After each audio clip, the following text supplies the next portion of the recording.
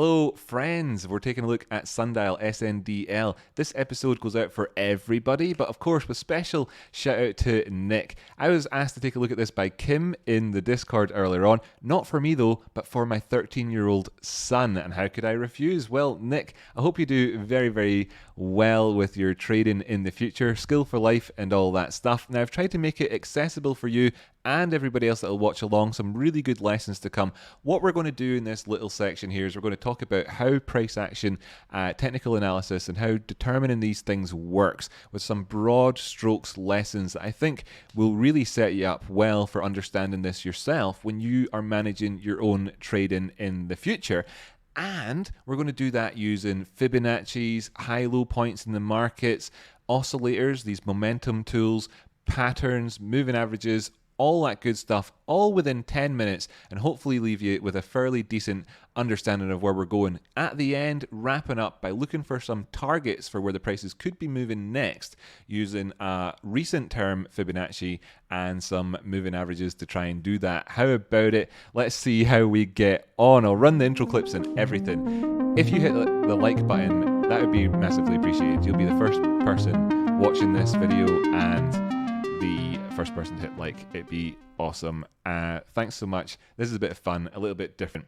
So here we have the chart up behind me just now, and there's a few things that I'll point out. In fact, just behind me, myself, my face here, just moved me out the way. You can see that I've got this little bit of writing there. I'm pointing out the market low. So what I want to see here is that the broad term high that we saw this here.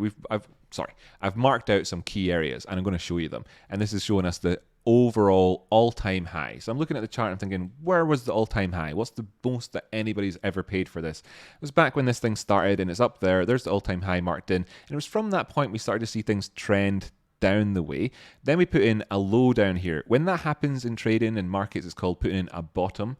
Let's try and show you the text there. So we've hopefully found a bottom here, and then that would be the all-time low as well. That's the lowest the prices ever went. Those are two key zones, and we'll use them in a moment. And then we also have a recent major high up here. That was when the prices retraced against that downward movement, big downward movement, and then a retracement against it where we went back up a proportion of that downward movement. And then, of course, we've gone on again and we've put in a major low in the markets just around about here. There are patterns that we could describe the price action during 2021 with, which we will be doing. And then there is a major pivot point in here where there was that gap. So we have to be aware that that could be a pivot in the market for us. And as I hit the back button, all of my prep work has disappeared. That's fine. I was going to use the back and forward, undo and redo buttons to make stuff appear like magic. It's probably better if I draw it in anyway. So first off, let's take a look at the Fibonacci from the highs up here down to the lows. That's the all-time highs down to the all-time lows. And there's a couple of key points to be mentioned in this area. And you can see I've got the colors on here, all purple and some green. And the green here at the lower end shows us where that gap was. It's a significant number. That's 0.236. And that's a percentage number as a decimal. You might be more familiar with talking about that like 23.6%. It's the same sort of thing. That's 23% of the way back up towards that high after we came for this low. That's where that was. And it was really important. And we also put a gap in there. So that's a couple of confluence factors for us. That confluence means things happen at the same time, like two rivers meeting. And we have here as well the 618, that other green marked area, two really significant areas in the charts for us, showing us that the green area here, the 618, was at the top end where that other gap was. Now there was a gap in the past here and a gap just here. The gaps that we've had that are at the lower end remain unfilled. What that means is the prices haven't gone back to those areas. There was a gap over here in the past and it did actually ultimately get filled in here with the retracement towards the top side, which happened to come in at where the 618 golden pocket Fibonacci retracement point was. So that's quite a significant area, and kind of seeing it in this context makes it easier for when we do the next Fibonacci for you to understand the key component points in this movement in the market. But you'll also notice that when we came down to this major low, which I'll just actually mark in here with a little drawing of an arrow, and to say that that was of course our recent local low, we'll call that. That's what we'll call that area. So when we came in for that most recent local low there, we actually were hitting off of a Fibonacci line just here. That's the 382. Significant number as well. But there's this other one up above which is showing us where we had our highs. Just after that local low, when the prices bounced up again, they weren't able to go up and keep going higher and higher and higher. You know, like over here when they came down, they kept going lower and lower and lower, right? Then we were going up here and we're going higher and higher and higher, but then that stopped and we didn't go any higher. And where we didn't go any higher from was this 50% area. And you'll know from negotiations in your own life that so much of it is a case of meet me halfway, you know? So that's that 50% thing.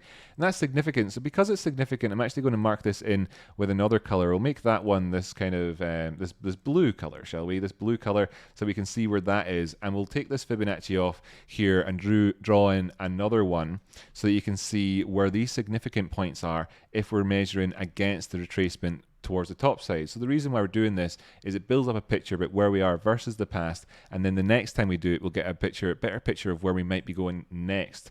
But for now, we'll draw in one which is this in-between zone, looking from the all-time low. Come on, there we go, up to that major recent high. And we can see that the 50% line, that blue line that we spent a wee minute talking about at the end there, is where we found that local low. So if we treat that local low with a bit more respect in terms of it showing us where the markets, if the prices went past that, where they'd be kind of going into that tipping point where the next area might be, you know, not until you've slid all the way down that ramp and you've gone on to the next one, and that next magnet pulling us down would maybe be where that gap is, you know, maybe in it, where that gap is in there, that we talked about, and that's actually around about 45 cents, and we can see that that's where the 618 is lining up at, you know, really highlighting that area for us again, the same way the 236 did just before. Again, this previous gap on the charts over there is highlighted by this 236, showing us that's a really important number where the prices could be going to, and if they go past that, it creates a valid series of numbers to aim for, and so far of them we've gone as far as 50%, and that's a common enough area for things to turn around at. As we can see, 1 2 3 4 there, 5 6 7 8 9, you know, we've had so many touches there off that 50% line. It's very common, just like in the way that this higher up area where the 50% was on the previous Fibonacci also had lots of touches, so that's something to be bearing in mind. That 50% number on the previous Fibonacci was in at around about 133 as it happens, but we can take a quick note of a couple of numbers. You've got 75 cents, I'll just put in a 0.75, you've got 0.45 cents, right? These are kind of key numbers for us. The dollar price point is a nice round number. It's obviously a key number. It's right in the middle as well. So we'll call that 1.0. And then we've also got like 1.30 or so was kind of the next area as well, where we had that high in that 50% line as well, you know, showing us where the highs maybe would be finding difficult to go past. And now when we look at these numbers, we can see there's a big chunk, 30%. Roughly 30 to 40% roughly between each of these targets, roughly 30%. Okay, between these targets, there's quite a significant chunk every time it moves, but it doesn't necessarily seem to find a turnaround point in between numbers. So that's an interesting thing. We're starting to narrow things down a bit. So now at this point, what we can do, and let me just check timing wise how I'm doing. 8 minutes 34. Okay, it's going to be longer than 10 minutes, but we'll try and wrap it up within 15, right? You've got these potential patterns. So there's a few of them: big triangle, descending, a triangle, a large one, a descending triangle, an Adam and Eve. What have these things got in common? And where would fake out territory be? So with a pattern, you get like a measured move, and that measured move is when you're going for it, you're calling that breakout. And what rhymes with breakout and is funny and makes sense is fake out. So you can have a breakout or a fake out. And where would that fake out territory be? And where would that line up with? And where would the breakout territory be? And where would the measured move take you to? And there's a few ways of looking at this, but here, if you had a triangle, it would look like this on the charts.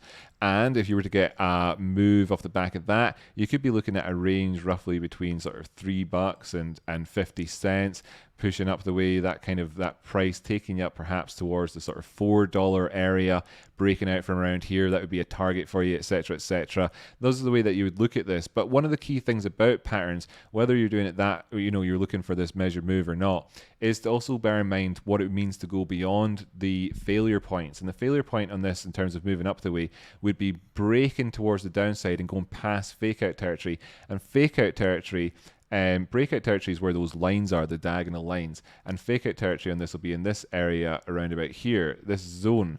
Where we look at our previous highs and lows. So we know that that low at 75 is, again, really significant in terms of pattern point of view. Now, this could also be a descending triangle, and you take this lower line and you look at it, and instead of saying look at all that support in that diagonal fashion of those lows, we're just kind of instead looking over and saying that this could maybe be the case here, and there's other ways that you can look at this as well, like such as for instead of just shape patterns like those were, so you've got triangle, which looks like, you know, that sort of thing, and then you've got descending triangle, which if I've just drawn, you know, sorry, right, you've got a descending triangle like that, you've got an ascending triangle like that, because that's just, you know, there's the different names of these shapes that you can draw around things. Now there's another type that looks a bit more like a man in the terms of what they draw on toilet doors, and a woman who's got like the dress on, you know, for the male-female toilet doors. That's the Adam and Eve pattern, and that could be looked at in this area just here. Here's your Adam and here's your Eve, that's the Adam and Eve pattern. Generally speaking, looks like this sort of thing, and it's got a neckline, is what they call it, or confirmation line, where you'd be looking to, and the confirmation line then therefore lines up in the way that that if you were to have had a descending triangle on, etc., etc., etc. So we know that there's so much in here at 75 saying that that's where you'll be managing your risk at. Of course, if you were looking at it from any of those points of view. So we've also narrowed down that view a bit more in terms of where we could be seeing the prices going. Let's look at the oscillators, then we'll come back and do a bit of the old price prediction type stuff using the Fibonacci's at the end here. So there's a couple of notes I've taken. The DMI has got no strength of trend currently. The DMI is an oscillator which will show up at the top of the screen. Then you're seeing diminishing downward strength on the MACD, which is going to be one down below. It's green and red and histogram. And then you've got this RSI, and that's a green line, which will show up at the very bottom here when I double tap. And we're looking at that and asking, is there going to be an RSI swing failure? So that's the DMI at the top, there's the MACD, and there's the RSI down below. Here's the MACD, and we're saying there's a couple of things if we look down the way across this. So this is a 4-hour time frame, but starting on a 24-hour time frame and going down the way here, we can see that there were, of course, this line at the lower end is not showing us there's any strength of trend. That's the ADX line. It's the average directional movement. So the prices move very little. So there's no strength of movement there, and that's what that's kind of saying to you. We're coming in and looking here that we could get a cross between the green and the purple. No prizes for guessing that green means good, purple means bad. Coming in for a cross, probably a good thing if green's above purple and looking better on that sort of scoreboard in that sense. But there's a couple of things as well to point out here. 24-hour time frame, we had lows. Was that filled in? It was filled in, that was fine. But on the lower term time frames, like the 1-hour time frame, I've got this flashing up light in the background. Just want to check and see if this was filled in as well, because I have an indicator. Nick, it might not make any sense to you on talk about right now, but yeah, actually that's being taken care of. This is something that'll maybe some people later on understand. But just in here, there's a white flash in the background. Has that been done just yet? Well, it's a nominal change anyway in the prices, so we already know that that's fine. That's fine. So but there's no strength of trend there, as you can see across all of these. It's always the ADX is always so low. There's no strength of trend there, which is good for us because we're hoping to see that, you know, while the prices have come down to where they could push on and break it, that they're not doing it with a strength of trend. They've not got any strength to break it with. So that's cool to see. Now, there's maths that go into working these things out, and it's all taken by looking at where the prices were at any time relative to the past, like we've been doing throughout this episode essentially so far. And this is showing us that in so many ways there's no strength. The strength as well is just demonstrated with this MACD. Now I can show you a 24-hour time frame that here you can see this diminishment. You know, the big red parts are less big, less big, less big, less big. That's that strength to the downside. Meanwhile, with the upward strength ones, well, sure, they're not growing up the way, but the prices are going down, you know, and that's kind of showing you that we could get to the point where, hey, while we've got some green, it's doing better than the red on the way down. Maybe, you know, we can push up and get that momentum up the way. That's kind of giving you that idea. But crucially, what I wanted to show here is the potential for us in this last zone to potentially have an RSI swing failure. Now, I was looking at this before, trying to figure this out. Where's the time frame that I was looking at this on? Because I'm obviously kind of talking sort of live, so to speak. Yeah, it's down here at these lows. As you can see here, we've come in for these lows, and on the RSI, we've put in subsequent, you know, a low here followed by a higher low followed by a higher low, higher low. You can see that there on the way that the movement is working. Now this, of course, like I say, is taken from this price data up above. So you're seeing here a low followed by actually a lower low at this point, while we didn't have that down on the oscillator down below, which is interesting because then we also see that we've also pushed up while we've had these divergences along the way past our swing area. If we go up and get any sorts of movement up the way, then it looks like we've got an RSI swing failure, something that I've talked about in my channel recently. You don't need to understand what that is, but that's a very bullish thing, very positive for the price action thing, should we see us get movement up the way. Now we could then of course come back down and go up and up and up and up, thereafter, kind of, like whatever, but and have pullbacks and prices go increasing and decreasing, with everything overall being much more positive if we start to see that happening soon. So that's something to be worth pointing out for us, and that's pretty positive. And then as well in this region just here, now we can start to analyze from this most recent major low. That's what we drew that arrow into just over there, wasn't it? Let me just check. Local low, yes, comes up to here. So we can go from that local low to that most recent then local high and measure the difference between these two zones and make some assertions off the back of this. And we can see that the 236 here, this is going, sorry, this is, we'll do another couple of Fibonacci's, right, whatever. This is that things get very positive taking out that 122 area, and that would be us pushing up towards the top end and trying to take out those highs. Obviously, we need to go beyond that actually and go beyond the 100%, and we'll talk about that in a second in terms of targets. But right now, we also know here's the 618 golden pockets right at the top where we had our previous two highs, right, where we had those two highs in July, the 23rd or so, or 28th of July and the 20th of July, where those highs were coming in at. So if we take them out, then we're taking out that little market structure. And then if I go from the highs to lows, I'm about 20 minutes in now, no doubt. 16. Okay, we'll wrap up before 20. Thanks to everyone. Trying to give a lot of lessons out here. You can see that 618 now lines up with that 236 up above, and that you can really start to get positive when we see price movement up above 89 cents. For targets, staying within fake out territory, to have not really changed the story over here, actually coming up as high as 117. So anybody who's thinking at the minute like, I don't know how I'm feeling about this. If we see the price above 89, you can aim up to 117 for a really nice trade and actually take any of that risk off that you don't want to have anymore before changing the overall market conditions. Now, if we did push up past the 100% zone, which is what you would need to do from those broader points of view that we were talking about before, to take out these areas of fake out and move into a breakout of the overall patterns and move up the way, then you'd be looking to take out that high. Where would targets be coming in for? Because at that stage, you're just asking, can we get a higher high? And you'd be looking and saying, well, 177 is definitely that point of contact for us. Jumping back up towards the 24-hour time frame so I can see where I've drawn in these notes at, then you can see that if we go up another 30% on top of that 130, that we're going up towards that 177 zone would be the next area up the way thereafter. Now, there's a couple of extra things that I will chuck in here on top to say like where we could be going next, etc., beyond those zones, but I could chuck that in terms of looking up even higher, but we'll not do that just now. Instead, we'll kind of think about things like we'll have to reassess if we do challenge the $1 area, given there's some ways to go before then, while we're managing our risk at 75, not wanting to see 45, which is a big potential if we do go there. So how am I going to wrap this up? And it's with that last note to myself there to remember to take a look at the moving averages and just pop these on here for us. 24-hour time frame, we don't have a death cross. That's a very good thing. We had a positive cross here, and it's not crossed back the way ever since, although we're coming in here to be close to actually challenging that, and that might bring back some of that volatility, which is definitely missing from the DMI when we look at it in terms of upward and downward price movement.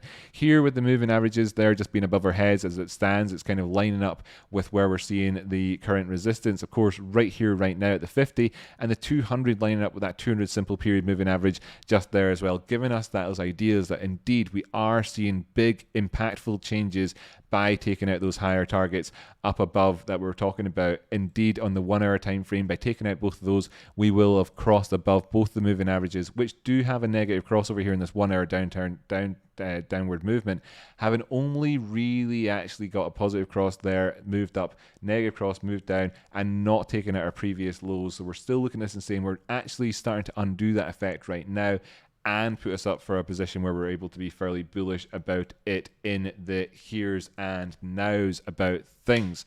So where does that leave you? Well, it leaves you still needing to kind of think to yourself that you don't know where the prices are going, but you've got a good idea of the risk of moving past certain zones, and you know the context of what those movements would really represent from a few different points of view to do with confluence, more than one factor giving you that idea that you're achieving something of note here, and that actually changes something. And I know that sounds a bit vague, but it doesn't if you think about things like how much that candy bar at school costs. If it changes price from $2 to 50 cents and you've never tried it before and you think it looks a bit gross, but you're not going to try it at $2 because it's expensive, you know it's been as low as 50 cents in the past, you might bite it there, you would there, you wouldn't. It's kind of the idea of our psychology as humans looking at the relationship with the price in the past, and also acknowledging that as humans we kind of forget things, but it's all the data's there on the chart, and we can disseminate that and pick it apart and see, well, actually I know what people are going to feel like in advance because we can see it here already. And that's what we're doing, understanding that movements up above $1 bring in massive percent gains that are so easy to understand in terms of the movements to that. At $1.10 you're 10% up in that movement past $1, and there's no problem then with obviously de-risking to pay yourself for your trading while you still aim for a move that actually carries you another 60% up to 177 as your next target. Final notes on this thing can then of course come into the broader term upward targets. If we take the most recent major high down to where we were at our lows, if that ultimately did become the overall low recently and you aimed up, then you could be aiming for 1166. That's a fair enough target, and you could even be aiming perhaps maybe more conservatively but still incredibly outlandish up towards $6, and then you'd be the 13-year-old that had put on a 600% move upside, had protected themselves with just a simple enough movement to be able to pay themselves so they've got no risk on the table in terms of whether they had to, if we saw the prices dropping back down by 75, you could work it out and say, well, if I went up to this much, took that much off, then even then I could cancel it and I wouldn't have lost anything. And those are the major pivots, for example. And then perhaps then that would be your risk side, and your reward side could be that you're the guy that saw that prices are going up 600% and even perhaps 1,000%. Up to $11, and everybody would think that that was pretty neat if you were doing that in the first year of being a teenager. I tell you what, good luck, good future to you, my friend. I hope everything goes very well. My name's Rocky Outcrop, and for everybody else watching along as well, who've seen this just after I've published it or whatever, thanks so much. Hit like. There's some TA on Sundial. The markets have obviously closed, in fact, so quick look and give us an update. How did we close on GME today? 161, absolutely not bad. It's right in that position where we can, of course, challenge movements towards the top side. 163 being where we want to see the prices moving up above. AMC above 33. Hello there, my friend. 33. 78 right now. Post market slightly lower than that. That's fine. Decent end of the day. We did what we wanted to see happen. Excellent stuff. Thanks for tuning in. Rocky Outcrop. I'll see you again next time.